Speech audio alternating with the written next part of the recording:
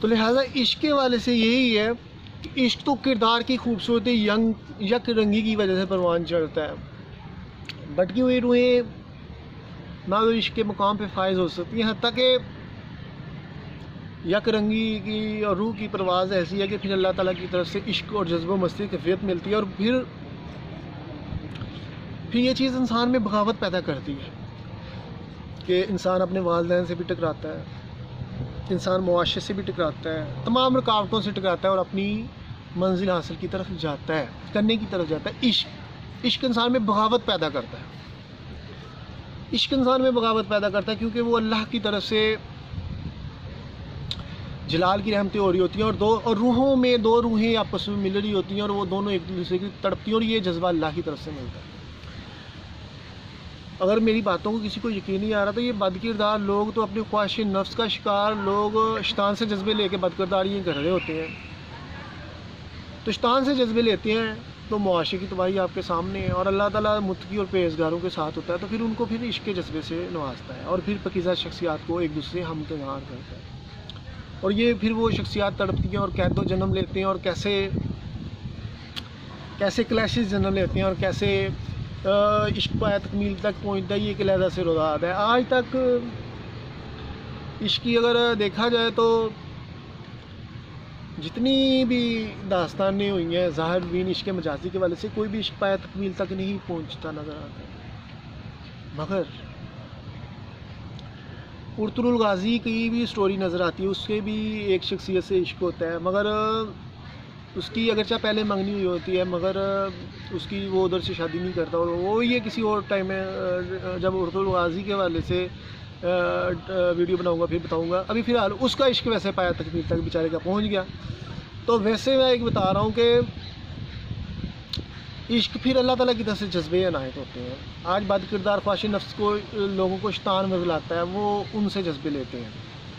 اور رحمان اللہ بھی یک رنگی کو پسند کرتا ہے، دے کے تصور یار خود سے پرے کرتا ہے۔ وہ عشاق ایک دوسرے میں مست ہو جاتے ہیں، پھر تو ان پہ شریعت بھی بعضوں میں نہیں لگتی، وہ اس قدر اس کا نام کیا ایک دوسرے میں فنا ہو جاتی ہیں، اور پھر جیسے کچے گھڑے پہ سفر کر لیا، وہ افراد نے شیریں کے لیے دودھ کی نہر بکھانے چل پڑا، عجیب سی انہونی واقعات بھی سننے میں آتے ہیں اور قیدوں بھی نظر آتے ہیں۔ تو لہٰذا عشق جو ہوتا ہے وہ بھیک نہیں ہے اور نہ ہی میراث ہوتی ہے۔ میراث ایسے نہیں ہوتی کہ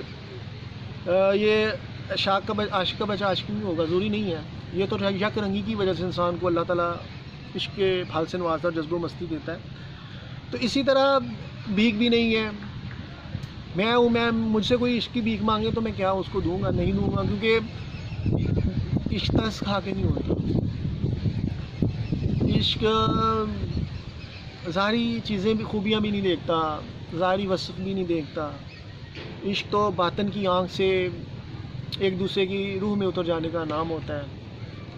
مگر اس کے لیے آپ کی کردار کی خوبصورتی بہت ضروری ہے، اس کے لیے کردار کی خوبصورتی بہت ضروری ہے۔ آج عشق حقیقی ہو عشق مجازی ہو یہ چیزیں نظر نہیں آتی۔ عشق کردار کی حقیقی میں بھی دیکھا جائے تو عشاق نے بڑے بڑے کارنامے سارے انجام دیے، اور اپنی زندگیاں جو ہیں ان میں سازشیں ختم کر لیں، اپنے پیٹ پہ پتھر باندھ دیے، پھر جا کے ان کو عشق حقیقی ملا۔ عشق مجازی میں بھی غالب پڑتے ہیں تو جو کفیات نظر آتی ہیں تو وہی مجھے نظر آ رہی ہوتی ہیں۔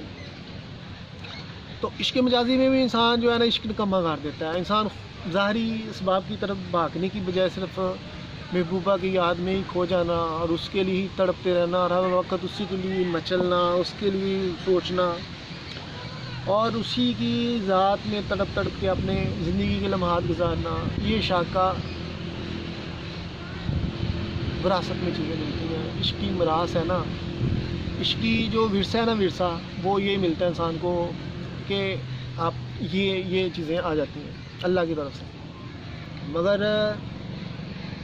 عشق جیسے میں نے کہا بھیک بھی نہیں ہے، یک رنگی عشق میں نہیں ہوتی،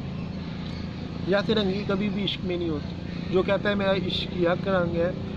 حقیقت میں وہ عشق کے رموز و اوقاف سے ناواقف ہے۔ تو عشق ہستی میں بھی مٹا دیتا ہے انسان، مگر وہ کردار کی خوبصورتی اس کے لیے ضروری ہے۔ آج عشق کی داستانیں نظر نہیں آتی، بس جعلی دعوے دار عشق کے بہت زیادہ نظر آئے، اس لیے عشق تباہ ہو گیا، اور بارگاہ خدا میں وہ التجا کرتا ہے کہ میرا مفہوم ہی بدل دیا گیا۔ جتنے بھی برے لوگ ہیں، شیطان صفت انسان،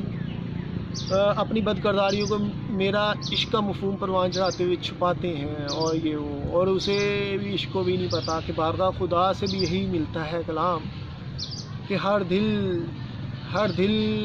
میں تو اترنے کے قابل نہیں ہے، بلکہ جو پاکیزہ شخصیات ہیں ان کے دل میں ہی تو حلول کرتا ہے۔ اور ظاہر بھی جتنے مرضی دعوے کر لیں، مگر بارگاہ خدا سے مقبولیت نہ ملنے کی وجہ سے وہ بے حیثیت رہتے ہیں۔ اسی وجہ سے آج کوئی عشق کی داستان نظر نہیں آتی۔ اور میں جیسے اکثر بیان کرتا ہوں کہ عشق گلی محلوں، جنگلوں،